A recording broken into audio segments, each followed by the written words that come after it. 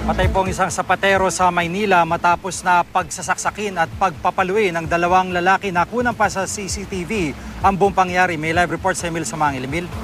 Magandang hapon, Jiggy, dahil sa mga nagtutugmang statement ng mga testigo na diin ng mga suspect na sina Jeffrey Roncales, isang construction worker, at Roel Abarles, isang mangalakal, sa karumal-dumal na pagpatay sa isang sapatero sa Santa Cruz, Maynila.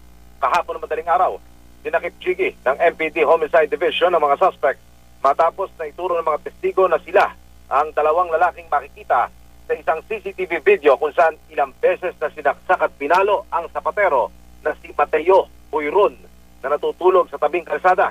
Personal na alitan ang unang nakikitang motibo ng MPD Homicide Division dahil bago pa man maganap ang krimen, sinasabing noong January 10, nakita ng nagkakaalitan ng mga suspect at biktima.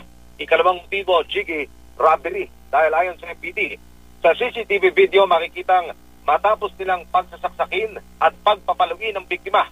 Dilimas pa nito ang kagamitan ng sapatero. Itinanggi ng mga suspect ang paratang. Kapwa wala raw sila sa crime scene at hindi sila ang dalawang lalaking makikita sa video na sumaksak at pumalo sa biktima. Pero ayon sa Manila Police District, testimonial evidence sa statement pa lamang na testigo at itong kuha ng CCTV. Matibay na ang kanilang basihan para sila ay masampahan ng reklamo sa piskalya. Jiggy. Maraming salamat, Emil Sumangil.